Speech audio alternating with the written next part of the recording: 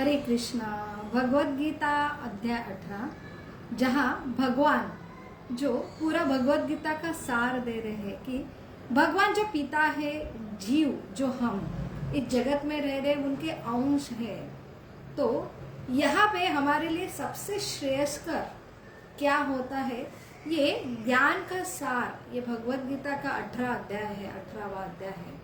तो भगवत गीता ये जैसे जो मूल्यवान जो खजीना है, एक डायमंड का एक बॉक्स है जिसमें ऊपर का लेयर, नीचे का लेयर और बीच का लेयर। तो बीच का ये क्रीम है। तो जियो का सबसे बड़ा दुख जो है कि उन्होंने अपने पिता को त्यागा है। जो पिता जो राजा है और हम जीव जो राजपुत्र है, तो ये हम अपने पिता को त्याग कर स्वतंत्र रहने की इच्छा से आते हैं, राजद्रोह करके। फिर जो इस भौतिक जगत में ऐसे हम जीवात्मा को डाला जाता है, जहां हम राजकुमार भगवान के अंश होके, ऐसे ये सृष्टि भी उनकी होके भी हमने राजद्रोह किया है, हमको राजबंड किया है हमने कि हमको भगवान राजा के साथ नहीं रहना है। और यहाँ पे हमें एक जैसे सरकार के नियम होते हैं, तो हम जो राजमहल में रह रहे थे वहां पे कोई नियम नहीं था। तो जैसे हमने अपना घर त्यागा, वहां पे बाहर राज्य में जो नियम होते हैं वो हमारे ऊपर लागू हुई, और वही हम और मोहग्रस्त, अर्थात हम बाहर आए तो भी हमारी यही कामना थी कि हमें राजपुत्र नहीं राजा बनना था। तो यही हमारा राजद्रोह, राजबंड है, हमने राजा से बंड किया और बाहर आके राज्य के नियम पालन न करके हम खुद राजा है, ईश्वर है, इसलिए मनमाने ढंग से कोई राज्य का नियम, सृष्टि का नियम पालन न करके हम जो यहाँ पे रह रहे हैं, इससे और जो हम जो राज दंड के लिए और पात्र हो रहे, और जन्म के ऊपर जन्म हम ऐसे जो अलग अलग शिक्षा के पात्र और दंडित हो रहे हैं। तो सबसे जो दुख का कारण है कि हमने अपने पिता का घर त्यागा, उन्हें राजा अपना स्वयं का स्वामी न मान के हमें खुद स्वामी बनना था। यही हमारी सबसे बड़ी जो गलती है, और इसलिए सिंपल है कि जो दुख का कारण है वही सुख का कारण परिवर्तन में हो जाता है जब हम फिर से अपने पिता के पास जाते हैं। तो पिता के पास जाने के अलग अलग रास्ते हैं। एक तो हम ज्ञान से समझेंगे कि ऐसे ऐसे ये राज्य है, उसमें नियम है, वो हम तोड़ते हैं, इसलिए नियम का अच्छा सा पालन करना, जैसे ज्ञान योग कहते हैं। तो ये जो ज्वेल का, ये डायमंड का बॉक्स है, तो यहाँ पे जैसे ज्ञान से, पहले तो कर्म से कि हम कर्म अलग अलग नियम बाह्य कर्म कर रहे थे, इसलिए हम फंसे जा रहे थे। तो एक है कर्म से राजा के अंडर चले जाओ।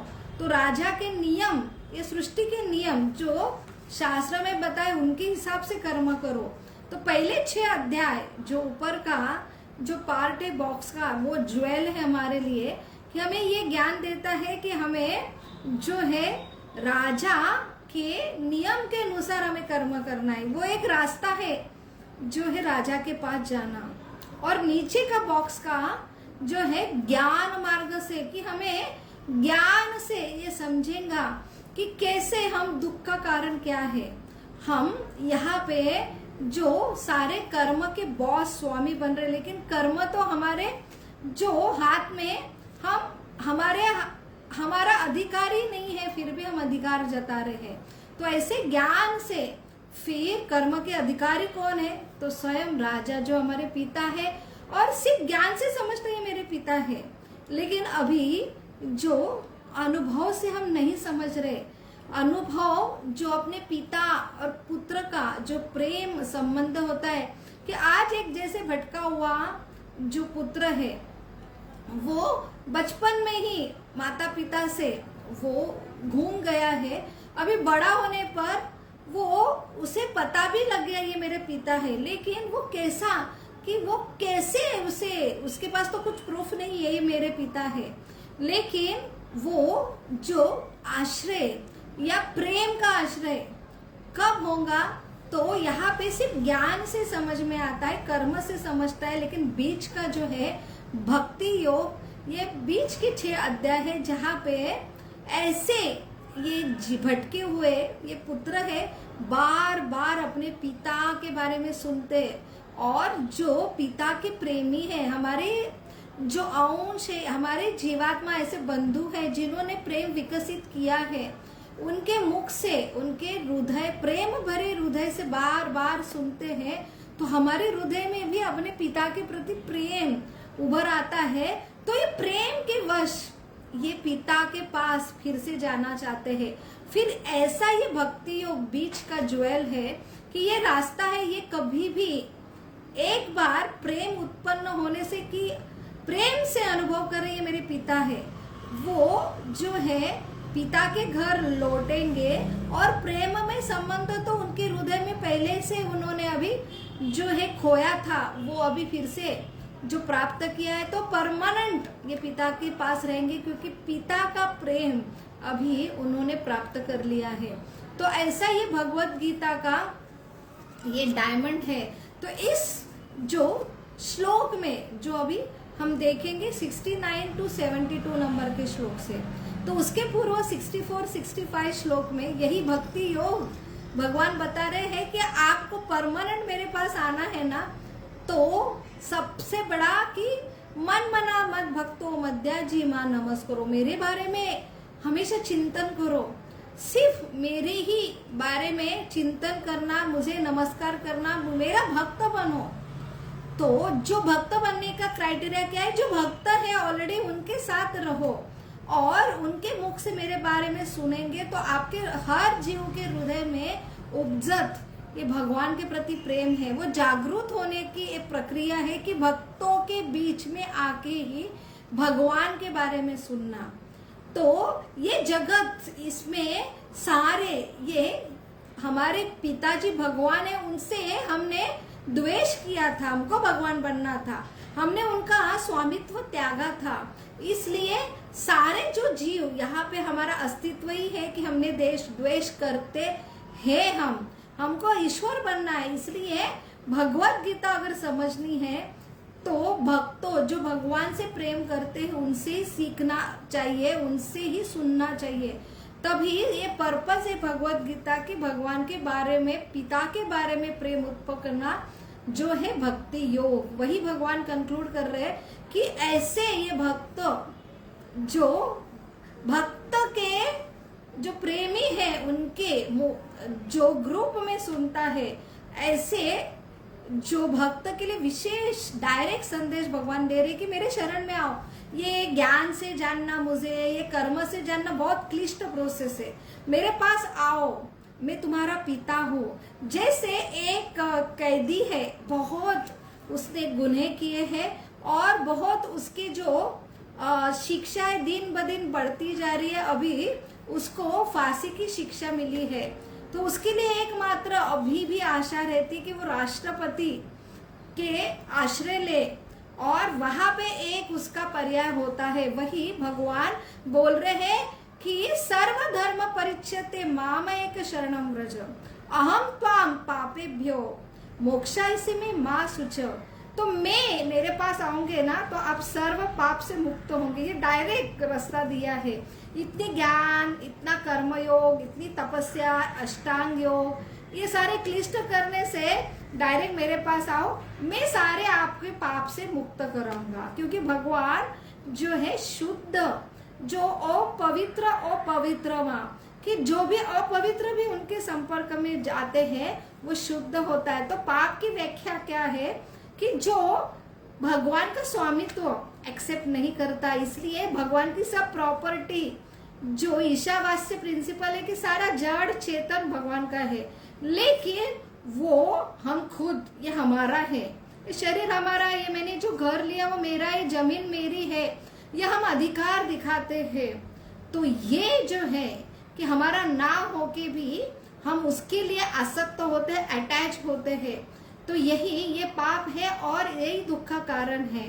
तो ये सारा भगवान ने मुझे संभालने के लिए दे दिया है। जो शरीर भी दिया ये मेरा है, लेकिन भगवान ने तैयार किया, लेकिन मुझे संभालने के लिए दिया है। घर भी ये भगवान का है, लेकिन उन्होंने मुझे ये संभालने के लिए दिया है। अगर ये भाव आता, ये सही भाव है, लेकिन भगवान उसमें कहीं नहीं है, सिर्फ वो मैं हूँ, ये मेरा है। यही ये जीवों के लिए पाप कर्म कहलाता है। इससे वो जो है अलग अलग कर्म के रिएक्शन के लिए बंध जाते हैं। तो उसके लिए परमानेंट सॉल्यूशन है कि भगवान इतने शुद्ध है कि हमारे हृदय में इतने स्वामित्व की भावना है, वही भगवान के प्रति द्वेष है, हमको ईश्वर बनना है, और यही पाप की श्रृंखला बढ़ाता ही जाता है। तो इसके लिए एक ही मात्र उपाय है कि हम इतने पाप में हैं, जैसे 7वें अध्याय में 28वां नंबर के श्लोक में जो श्लोक आता है, एशाम त्वंत गतम पापम जनानाम पुण्य कर्माणाम। तो सिर्फ और सिर्फ जो पुण्यवान है, जिनके पाप की श्रृंखला एंड हो गई, वही ये भगवत गीता समझ सकता है, भगवान को शरणागति लेता है, भक्ति कर पाता है। तो इसका यही दूसरा भी अर्थ है। भगवान ये बोल रहे हैं, सर्व धर्म परिच्छेदते जो अहम त्वाम पापेभ्यो, कि मेरे से कांटेक्ट में आएंगे ना तो भी आप पाप मुक्त होंगे। कि हम पाप क्यों कर रहे हैं? क्योंकि हम भगवान को पहचानते नहीं, हमें हृदय में भगवान के प्रति प्रेम नहीं है, और हम हर चीज के लिए खुद को स्वामी समझते, ये मेरा है। लेकिन जैसे भगवान के संपर्क में आते, अर्थात ये शुद्ध अति शुद्ध ज्ञान, जो भगवान जो कितने प्रेमल है, भगवान हमारे पिता, यहाँ पे डायरेक्ट भगवान एड्रेस देते हैं, अहम बीज प्रदापति, तुम बीज हो मेरे। तो ये जो कृष्ण भावनामृत, अर्थात जो कृष्ण में शुद्ध भक्ति उन्होंने विकसित किए हैं, उनके मुख से हम सुनते हैं, तो हमें भी कृष्ण के प्रति प्रेम तैयार होता है। तो जितना हम ऐसे शुद्ध कृष्ण प्रेमी से सुनेंगे उनका संदेश, तो अपने आप जो स्वामित्व की भावना नष्ट होती है और जो पाप से मुक्त होता है। यही भगवान यहाँ पे इस सबसे गुह्यतम ये संदेश में बताना चाहते हैं। तो यही भगवान बोल रहे हैं कि ये ऐसा जो भक्त है, जो मेरे सारे जीवात्मा मुझसे बिछड़े हैं, और वो जितने बिछड़े हैं, जितने दूर हैं, वो और पाप कर्म कर रहे हैं, और उससे वो दुख में फंसे हैं। तो सब जो जीवात्मा का दुख का अंत कब होगा? वो मेरे पास जब वापस आएंगे। तो ऐसा ये भगवत गीता का संदेश जो कोई देता है सब जीवों को, और फिर से ये संदेश द्वारा ये सारे जीव मुझ तक आते, ऐसा व्यक्ति ये मेरे लिए बहुत प्रिय है। तो भगवत गीता सुननी चाहिए भगवत प्रेमी से, और भगवान के भक्त जो भगवान से प्रेम करते हैं उनके संग में ही सुनना चाहिए। ये भगवान अभी संदेश दे रहे हैं। और ऐसा ये भगवत जो भक्त के ग्रुप में भगवत गीता सुनाता है और हृदय में जो भगवान के प्रति शुद्ध प्रेम विकसित करता है, ऐसा जो भक्त है मेरे लिए बहुत प्रिय है। तो भगवान यहाँ पे अर्जुन को, ये प्रतिनिधि है, उनको बता रहे कि ये जो भगवत गीता है ना, कैसे सुनना चाहिए? श्रद्धा से सुनना चाहिए, द्वेष रहित सुनना चाहिए। तो जब हम अपने ही प्रयास से, जैसे हम भगवान से अलग होके हमें लगता है मैं सारे मेरे जीवन का स्वामी हूँ, सब जो है मैं खुद सबका स्वामी हूँ, ये स्वामित्व की भावना इतने हमारे अंदर सूक्ष्म तरह से जन्म जन्म से बैठी है। तो प्रथम हम भगवत गीता सुनते हैं या हम सिर्फ पढ़ते हैं, तो हमें लगता है जहाँ हर जगह भगवान बोल रहे मेरे पास आओ, मैं आपका पिता हूँ, मैं ईश्वर हूँ, मुझे नमन करो। तो ऐसे ये ईश्वर की भावना अंदर बैठे हुए लोगों को तकलीफ होती है कि ऐसे कैसे भगवान है, ये कितने अहंकारी है, बोलते सब छोड़ो मेरे पास आओ। लेकिन उन्हें पता ही नहीं है कि ये परम पिता है, यही अंदर से बाहर से सब जड़ चेतन वस्तु के स्वामी हैं। और वो बिना जबरदस्ती को हमको सब अवेलेबल करके दे रहे, खुद वो स्वामी होके हमारे हृदय में वो हमारा जो सेवा कर रहे एक दास के रूप में। ऐसे ये भगवान जो कैसे आपके मैंने जो हमारे हृदय में उनके प्रति द्वेष है, क्योंकि हम बहुत सेपरेट हुए, लेकिन जैसे हमें उनके बारे में शुद्ध भक्त से जैसे प्रभुपाद है उनके तात्पर्य से हम सुनते हैं, तब हमें भगवान की सही जो प्रतिमा समझ में आती है, कितने प्रेमी है। और फिर मोहग्रस्त होते हम, जितनी ईश्वर की भावना होती है कि मेरा है, मैं मेरा, उतना ही मोहग्रस्त होता है। जितना मोहग्रस्त होता है वो समझता ही नहीं है मेरा नहीं है, और जब समझता ही मेरा नहीं है और भगवान का है तो थोड़ा द्वेष उत्पन्न होता है। ऐसे कैसे, मैंने इतने बचपन से मैंने कष्ट करके सब कमाया और आप बोल रहे हैं मेरा तुम्हारा नहीं है, और भगवान इसके स्वामी है, तो भगवान के प्रति द्वेष उत्पन्न होता है। इसलिए ये भगवत गीता उन्हें समझेंगी नहीं। जो पर्पस है भगवत गीता की कि जैसे भगवान के बारे में प्रेम उत्पन्न होना, उसकी जगह द्वेष और उत्पन्न होता और वो सेपरेट होते भगवान से और दुख की श्रृंखला में चले जाते। इसलिए भगवान बोल रहे हैं कि श्रद्धावान लोगों के बीच में सुनो, श्रद्धावान लोगों के मुख से सुनो, जो भगवान से द्वेष नहीं करते और भगवान से प्रेम करते। बहुत सारे व्यवसायिक भगवत गीता सुनाते हैं, लेकिन वो जो है व्यवसाय के रूप पे, लेकिन ऐसे लोगों से अगर सुनेंगे तो भगवान का हृदय में जो प्रेम है वो हमें प्राप्त नहीं होगा।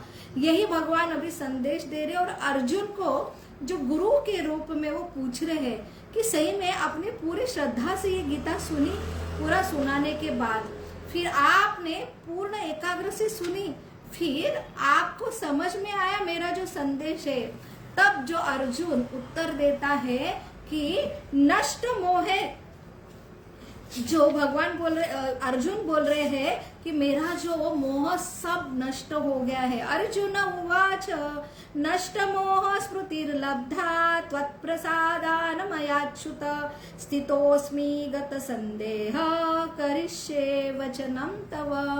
अर्थात कि मेरा जो सारा मोह दूर हो चुका है और आपकी अनुग्रह से मेरी पूर्ण स्मरण शक्ति वापस मिल गई है, और मैं संदेह रहित तथा दृढ़ हूँ, और अभी आपके आदेशानुसार ही कर्म करने के लिए जो हूँ तैयार हूँ। तो शुरू भगवत गीता की क्या हुई थी कि अर्जुन अपने ही तर्क से, उसे लगता है मेरा डिसीजन सही है, तो वो मोहग्रस्त हुआ था। ये भीष्म पितामह मेरे, ये गुरु मेरा है, सब मेरे हैं, और मैं मारूंगा तो पाप लगूंगा, लेकिन ये मेरा है ही नहीं। जे मोहग्रस्त से ब्लाइंड होते हम, तो सही ज्ञान है वो पूरा हमारे आंखें होके भी अंधे होते। जितने मैं मेरा करते हैं और उतने ही हम ब्लाइंड होते, मोहग्रस्त होते हैं, तो सही ज्ञान अंदर नहीं जाता, और हम अपने ही तर्क से ऐसे मोहग्रस्त सिचुएशन से डिसीजन लेते हैं, वो सब गलत होते हैं,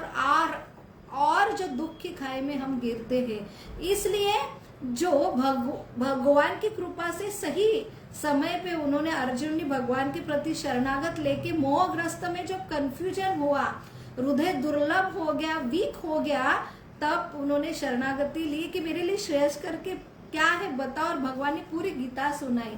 और सुनने के बाद परम ईश्वर है वो, परम सत्य है, और इनके सिर्फ संपर्क में वहां पे भगवान मुख से ये गीता बोल रहे हैं, तो उनका सारा मोह नष्ट हो गया कि मैं तो कुछ नहीं, ये तो सब आपका ही है। इसलिए आप जो बता रहे हैं वही सबसे बड़ा श्रेयस्कर है।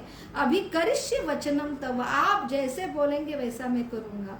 तो वही अब हमारा पूरा, हम मोहग्रस्त रहते, हम मैं मेरा, और इसमें हम पूरा जीवन भर जो है मोहग्रस्त ब्लाइंड होके सारे डिसीजन लेते, सारा जीवन व्यतीत करते। फिर हमारी जो कंडीशन रहती कि हमेशा पास्ट का शोक, जो वर्तमान में कंफ्यूजन, मोह, और भविष्य में जो है भय। तो यही स्थिति क्यों होती है? क्योंकि सही जो गुरु है, सही ज्ञान से हम अपना मोह, जो अर्जुन ने मोह जो उनका पूर्ण रूप से नष्ट हुआ है, क्योंकि ऐसे गुरु की शरणागत लिए। तो यहाँ परमेश्वर स्वयं अर्जुन के गुरु बने हैं। तो वही हमें ये गुरु शिष्य परंपरा से ये गुरु के प्रभुपाद के रूप में भगवत गीता है वो एज इट इज है। उनके संपर्क मात्र से, अध्ययन से हमारा भी मोह नष्ट होता है। और फिर करिष्य वचनम तव, कि हम ऐसे गाइडेंस से अपना कर्म करते हैं, जीवन व्यतीत करते हैं। और वही कृष्ण भावनामृत जीवन, अर्थात भगवान के मार्गदर्शन में, भगवान के प्रसन्न के लिए, क्योंकि सारा भगवान का है और हम सिर्फ निमित्त मात्र है। और हमारे लिए सबसे श्रेयस्कर है कि ऐसे पिता के निर्देशन में हमने सारे कर्म करना चाहिए, अर्थात शास्त्र के निर्देशन में, सही गुरु साधु शास्त्र के निर्देशन में हमने करना चाहिए। तभी हम जीवन में आनंदी हो सकते हैं। और अंत गत्वा जो हमारी सुप्रीम जो गति है भगवत धाम, जो यहाँ पे शाश्वत धाम में हम लौटेंगे, यही अल्टीमेटली प्रयोजन है भगवत गीता का। हरे कृष्णा कृष्ण कृष्ण हरे हरे, हरे राम राम राम हरे। बहुत बहुत धन्यवाद। हरे कृष्णा। आखिरी जो 5 श्लोक है वो हम भगवत गीता का कल संपन्न करेंगे। इससे हमारी पूरी भगवत गीता संपन्न होंगी। हरे कृष्णा।